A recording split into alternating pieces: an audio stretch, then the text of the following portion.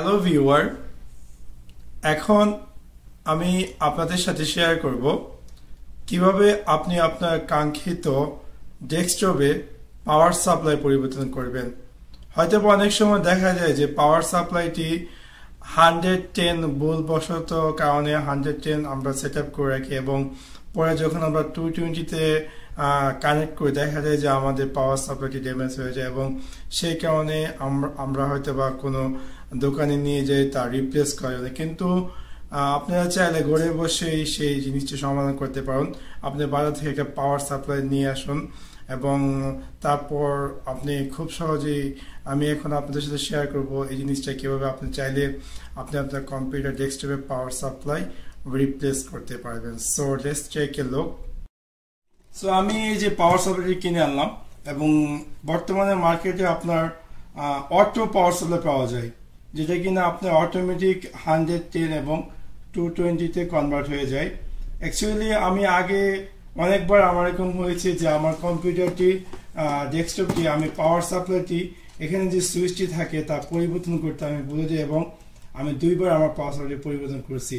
তাই এখন আমি জাস্ট ডাইরেক্টলি একটু এক্সপেন্সিভ, যেটা কিনা প্রায় বাংলাদেশে 1200 টাকার মতো পড়তে পারে, আমি একটা অটো ভোল্টেজ নিয়ে আসি যেটা কিনা 110 এবং 220 অটোমেটিক চলবে এবং ম্যানুয়ালি আমাকে এখানে সুইচ অন অফ করতে হবে না। সো এখন আমি আমার এই যে পুরনো যে পাওয়ার সাপ্লাইটি আছে তা আমি রিপ্লেস করব। প্রথমত আপনি দেখতে পারবেন যে আপনার যে ডেস্কটপটি এখানে দুইটা স্ক্রু থাকবে, জাস্ট এটাকে আপনি খুলে ফেলবেন। খোলার পর আপনার যে পাওয়ার সাপ্লাইটি আছে এখানে আপনি দেখতে পারবেন যে 4টি স্ক্রু দেওয়া আছে। সো আমি প্রথমত এই 4টি স্ক্রু আনপ্লাগ করে দেব এখান থেকে। স্ক্রুটি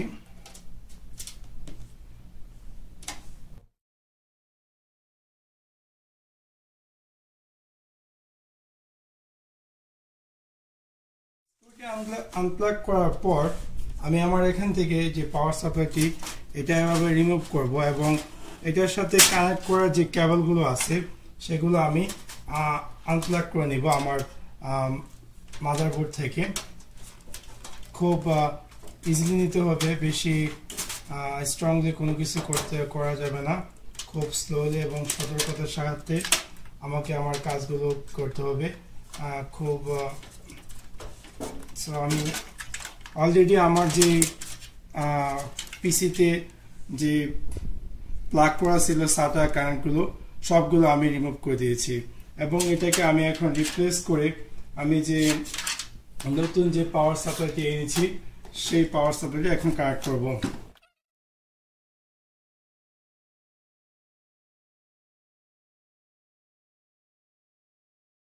সো এটা হচ্ছে আমার পাওয়ার সাপ্লাইটি, এটা নতুন।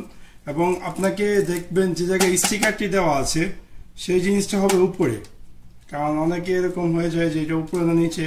সো যে জায়গাটা স্টিকার দেওয়া থাকে সেটা থাকবে আপনার উপরে এবং খুব ইজিলি আপনি এখানে এটা বসিয়ে নেবেন।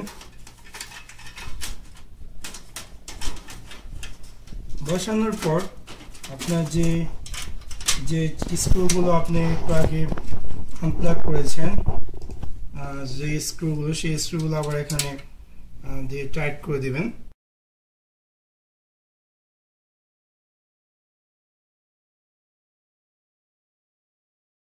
অবশ্যই আপনি টাইট করে লাগাবেন যাতে এটা ফোল্ড ডাউন না হয়, কারণ ফোল্ড ডাউন হলে কিন্তু আপনার মাদারবোর্ডে ক্রস খাবে।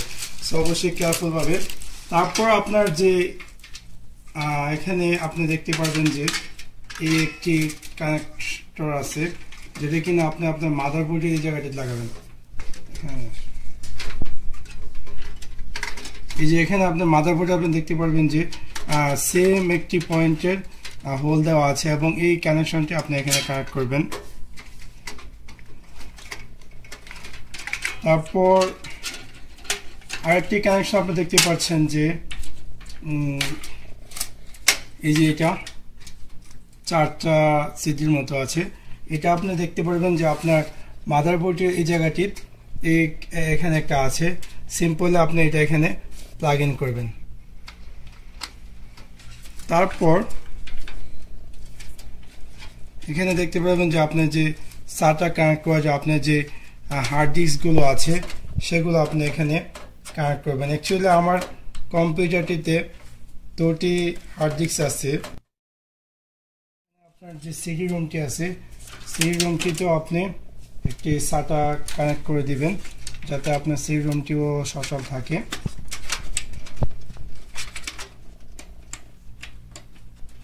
সো এইভাবে আপনি কানেক্ট করার পর আপনি আপনার পিসিটি যে কভারটি আছে তা ক্লোজ করে আপনি আপনার কম্পিউটারটি চালু করে দিবেন। আশা করি আপনার কম্পিউটারটি 100% ভালোভাবে ওপেন হয়ে যাবে আগের থেকে, এবং আপনি খুব সহজেই ঘরে বসে আপনি আপনার কাঙ্ক্ষিত ডেস্কটপটির পাওয়ার সাপ্লাই নিয়ে যে পরিবর্তন করতে পারবেন। So that's it. Thanks for watching my video. Like and subscribe.